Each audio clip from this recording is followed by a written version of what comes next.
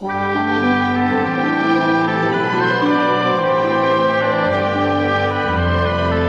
Wizard of Oz. In the forest.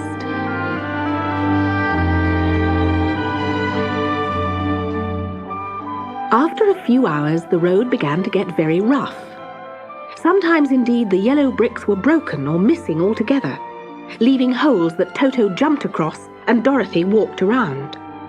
As for the Scarecrow, he just stepped right into the holes and fell full length on the hard bricks. Each time he laughed merrily, while Dorothy lifted him onto his feet again. Those hard bricks can't hurt my straw, he said after his first fall. The only thing that can hurt me is a lighted match. Now, do let me carry that basket for you. With Toto leading the way, they walked on through countryside which became increasingly bleak. Towards evening they entered a great forest, where the trees grew so big and close together that their branches met over the road and shut out the light. They stumbled along in the darkness until Dorothy could hardly walk another step. At last they came to a little wooden cottage.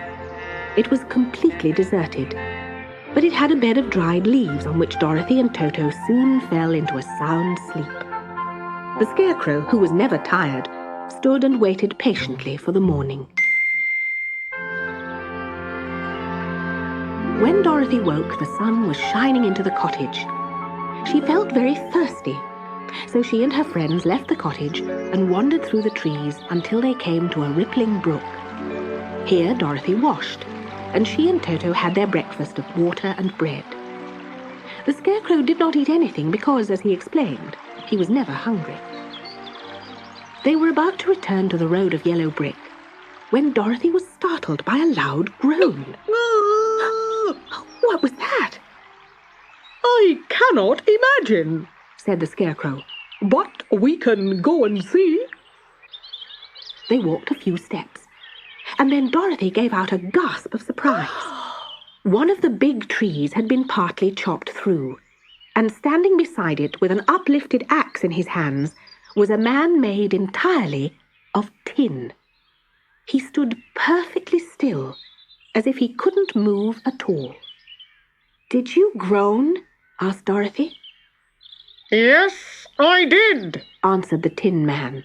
I've been groaning for more than a year, and no one has ever heard me before or come to help me. What can we do for you? Oh, my joints! Oh, they are so rusted that I cannot move at all. If I am well oiled, I shall soon be all right again. You will find an oil can on a shelf in my cottage. Dorothy ran to fetch the oil can. Then, with the help of the Scarecrow, she oiled the Tin Man's neck, arms, and legs. He sighed with satisfaction as he slowly lowered his axe.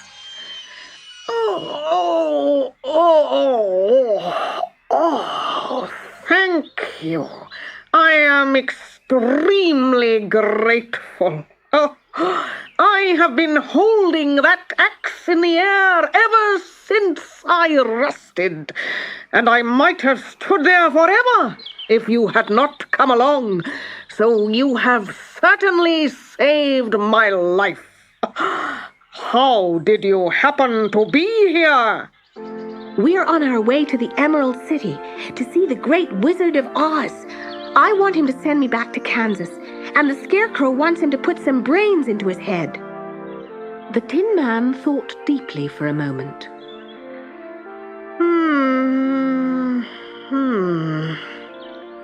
Do you suppose the Wizard of Oz could give me a heart? If he can give the Scarecrow brains, I don't see why he can't give you a heart. Yes, said the Scarecrow. Come with us to the Emerald City. We will be pleased to have your company. So the Tin Man asked Dorothy to put the oil can in her basket in case he should get caught in the rain and rust. Then he shouldered his axe and led the party through the trees to the road of yellow brick.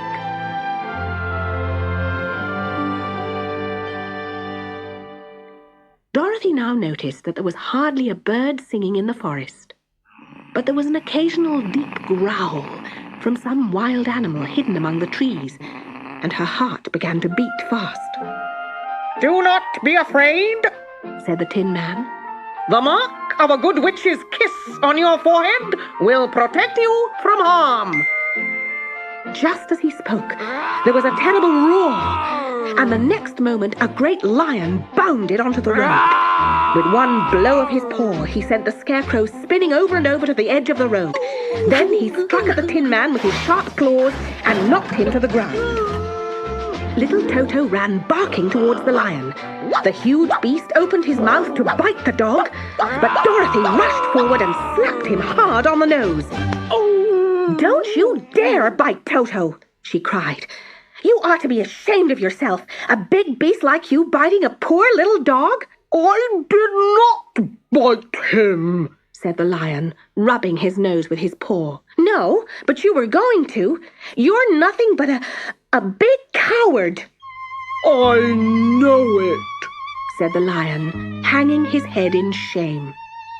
"It is my great sorrow and makes my life very unhappy.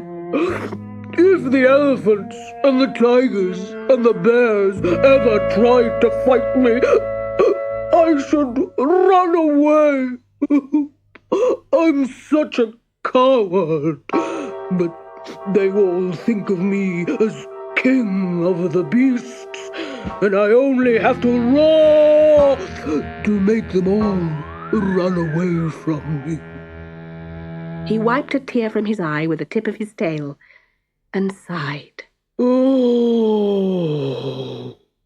if I only had courage." "Perhaps the great Wizard of Oz can help you," said Dorothy. "We are all on our way to visit him in the Emerald City. The Scarecrow is going to ask him for brains, and the Tin Man for a heart. You could ask him for courage." "Then, if you do not mind, I will go with you," said the lion. "You'll be very welcome, for you'll help to keep away the other wild beasts." So once more the little company set off, the lion walking with stately strides at Dorothy's side. They had gone some distance when Dorothy noticed the Tin Man brushing tears from his face. "I stepped on a beetle and killed the poor little thing," he explained. I must keep my eyes on the road and walk more carefully. People with no heart should try not to be cruel or unkind to anything."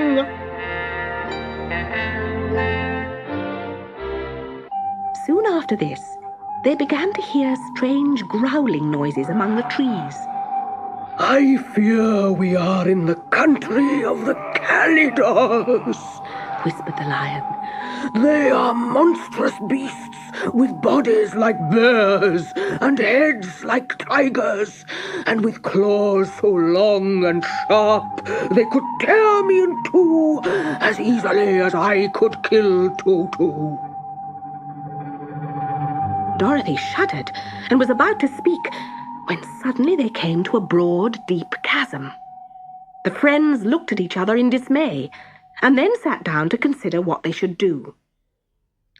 "I think I have the answer," the Scarecrow said finally. "Here is a great tree standing close to the chasm. If the Tin Man chops it down so that it will fall to the other side, we can walk across it." "That is a first-rate idea," said the lion. "One would almost suspect you had brains in your head instead of straw." The Tin Man set to work at once, and so sharp was his axe that they soon had a bridge. They were just about to cross the bridge when, to their horror, they heard a sharp growl and saw two great beasts running towards them. "Oh, they are the Kalidahs," said the Lion, beginning to tremble. "Quick!" cried the Scarecrow. "We must get across the bridge." Dorothy went first, holding Toto in her arms. The Tin Man followed, and the Scarecrow came next.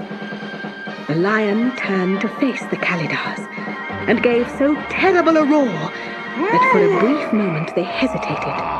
But then they rushed forward again.